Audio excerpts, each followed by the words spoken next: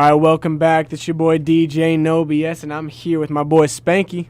What's up? All right, so let's get an update for the Gamecocks women's basketball game right now going on at Colonial Life Arena. Well, the game is now over. It's been over for a little bit. Final score, University of South Carolina women's basketball, 89, Vanderbilt, 59. Wow.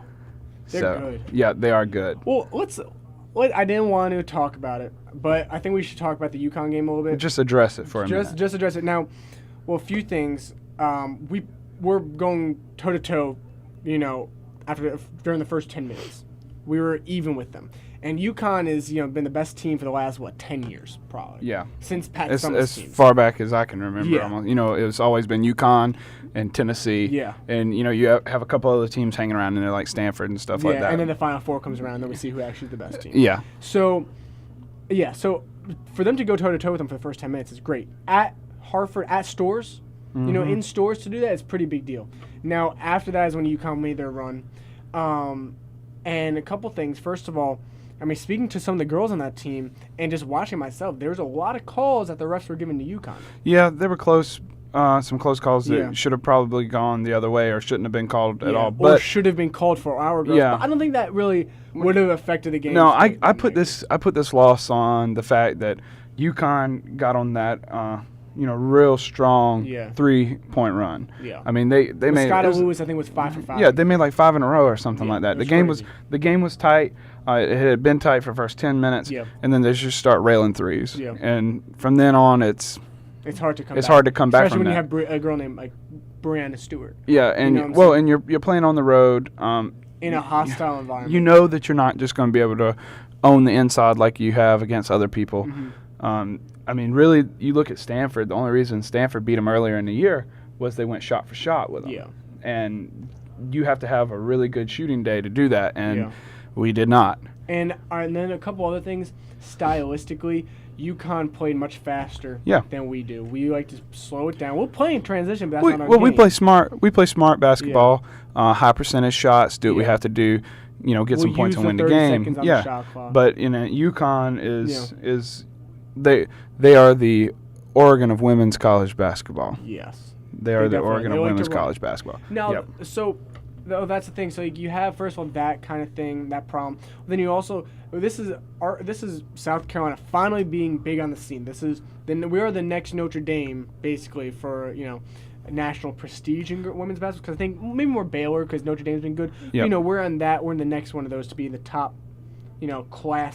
upper class of women's basketball. So this is our first real major game outside the SEC. Yeah. We've played major teams in the SEC. We played Georgia. We played the Kentucky. Don't forget we had Duke earlier in the year on the road, and that was a big game. That was a big win.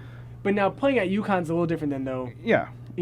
Now so that was a big difference. Also, like I said, they have very hostile, very disrespectful fans. Well, obviously they're just like anybody else's fans, but whenever they become accustomed to winning, they're going to do whatever they have to do. I would compare them to Kentucky. Alabama. Well, Kentucky's men's fans in basketball. True, yeah, that's probably better. Alabama football, something like that. Because you remember when we played Kentucky at home earlier this year, they brought a lot of people with them, and they're not very nice. No, they're very disrespectful. The chants at our stadium, I don't like that. Well, that's one thing, but just some of the things you hear coming from behind you because they sat right behind us, and it wasn't the nicest thing someone could say. Nope. But they beat us, so they can talk. Yeah, they have the rights to talk for now. But now, also from the UConn game, I was talking to some of the girls. One of the problems I saw, and I think they'll address this, if they see them in the NCAA tournament this year, or we host a regular season game next year against UConn, which I think they'll Dawn Stanley make the changes, they should have gone to a 2-3 zone or some variation of that of a zone defense much earlier, because although UConn was knocking down their shots, they were just also killing us driving to the hoop. Our perimeter players could not guard them on the perimeter. You know what I'm saying? Mm-hmm. Tiffany Mitchell, Bianca, they were having a hard time guarding them outside. And then by the time the girls beat them, it would be hard for, a girl like Asia Wilson, who's guarding Brianna Stewart on the other side in the corner, to run over and get a block shot. Yeah. Because Brianna Stewart can really stretch the floor. Yeah. So take it back to the game today. I'm just going to run through a couple little stats because some people had some big games. Mm-hmm. We had 2 20-point scores today, which is big.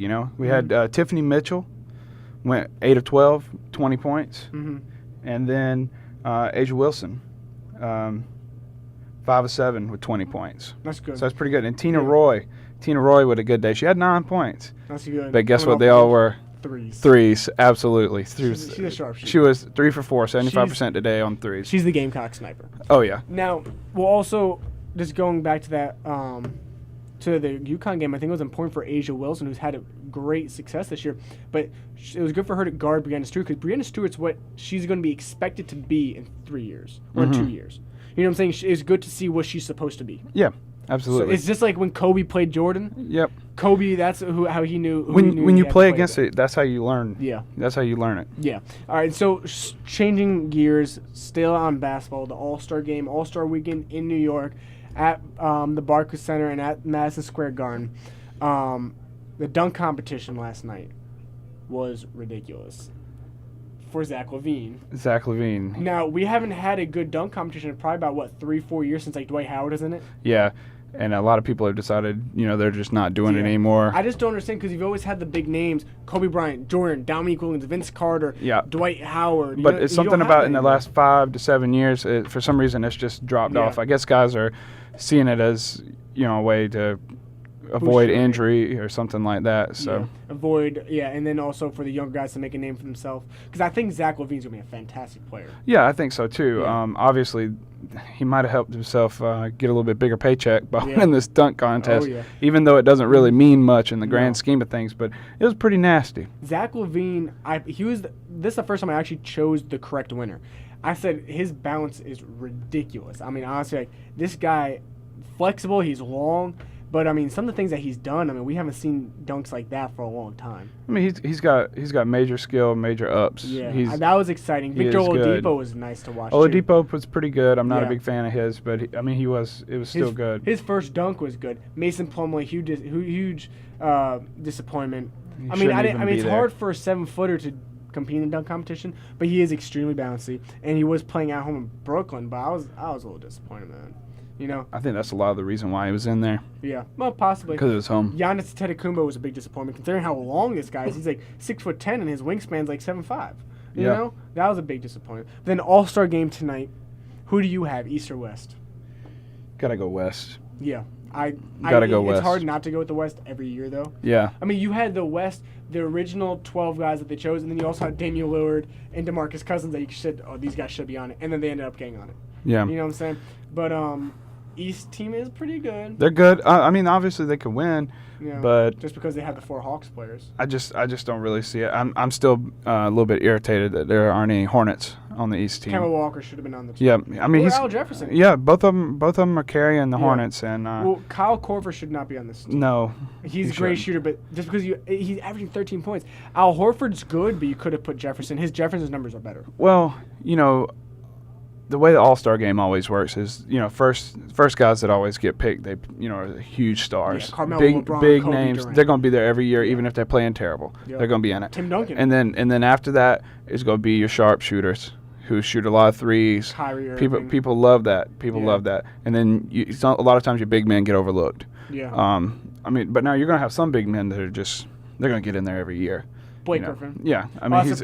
Dwight Howard, I wasn't really surprised because he didn't play a whole lot, but still expecting to get a lot of votes. Yeah, just because they're well known, they're big names, and people like them. Well, some big names that we were talking about this last week that didn't get chosen originally was Dwight Howard. Dirk Nowitzki didn't get chosen originally. He got eventually put in. I mean, I'm trying to think. Just Kevin Love. Yeah, he didn't get in there. Well, let's talk about something that I enjoyed a little bit: the Celebrity All-Star Game. Oh yeah. That's always a real measure of talent. Yeah, that was great, wasn't it? Yeah, Kevin Hart's defense. Kevin Hart, terrible.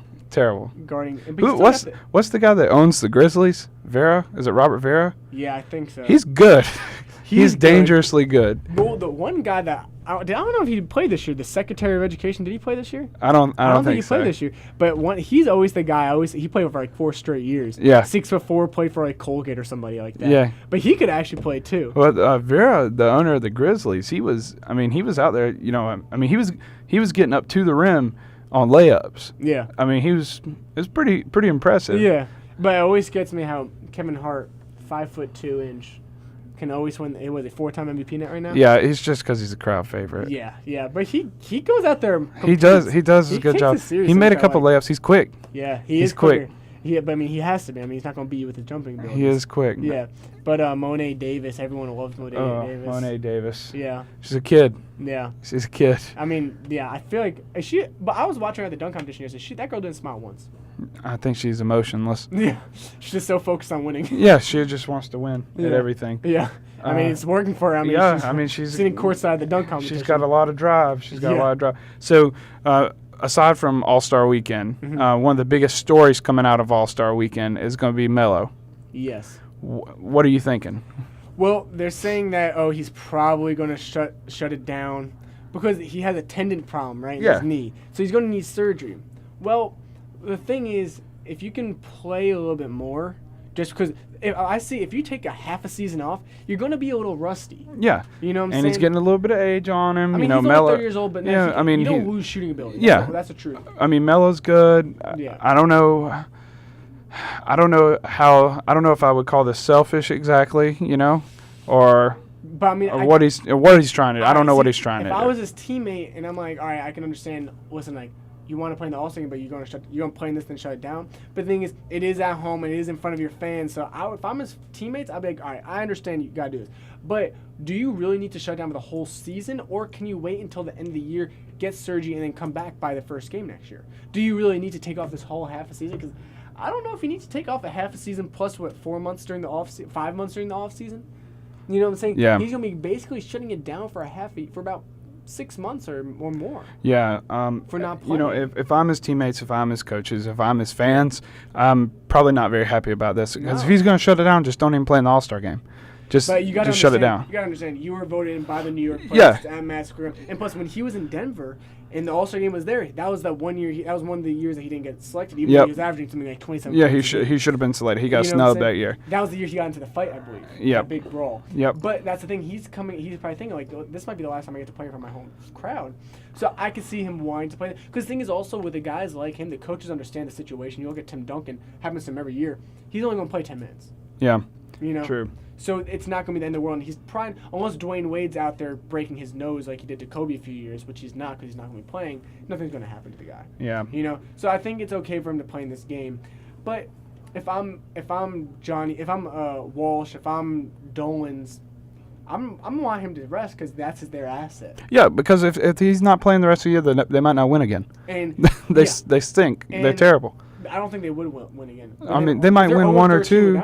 They'll win one or two closer to playoffs whenever people are resting guys. Mm-hmm. But, I mean, and then knowing they stink. They're terrible. Knowing their luck, they'll still get the second or third draft pick, not the first pick. They're not going to get Julie Hall. Yeah. But the thing is also, if I'm upper management, I'm thinking, all right, if you go out this whole year and you don't play until next October, free agents not going to know what you're really looking at. Mm-hmm. And they got $26 million to play with. Yeah. You might have Kevin Love on the market. You might have who else? I'm trying to think. I think DeMarcus Cousins is out there. You're going to be Monte Ellis and Rajon Rondo. Yep. It's going to be hard for you to really attract people if they don't really know. That was one of the problems with Kobe this year with the Lakers. Yep. Yep. But I think that's going to be an issue that they're going to have to be revisited. So the Knicks are a very interesting case, all right? But we're going to come back to this. And before we get out of here, I want to give one little shout out to Spike Lee, looking like a fool sitting on the courtside during that celebrity game the other day. Well, then you see him last night. Yeah, he looked like a fool. Nick was wearing Mars. And Nicholas said Mars, and he was wearing the orange type hats that Melo's been wearing. Yeah. But because Melo was wearing it, he has to wear it too. Yeah. Spike Lee, I mean, come on. He needs to get out of basketball. Get out of basketball. It was funny when Reggie Miller was playing, because you were just. But now you're trying to get into these people's lives. Well, and he's arrogant. Yeah. He's arrogant. And I don't think any of the NBA players actually like him. No, he's a leech. Yeah. He's a leech. He's trying to grab a hold of whatever he can. He did a whole video about Ray Allen, and then when you see him talking to Ray Allen hardly gives him the time of day. Yep. You know what I'm saying? Yeah. Yeah. He's one of those characters that needs to remove him. He's on the next level of the old Donald Sterling. Yeah. He's just not a severe level, but he needs to take a step back. Yep. So shout out Spike Lee for looking like a fool. Yeah. every day. Yeah. He's been doing that since 1975. Yeah. All right, so I'm going to play a little bit of music, but we're going to come back and we're going to continue our great dialogue, right? If you want to call in, our number is 803-576-9872, and you listen to The Recipe with DJ No BS. And his boy Spanky.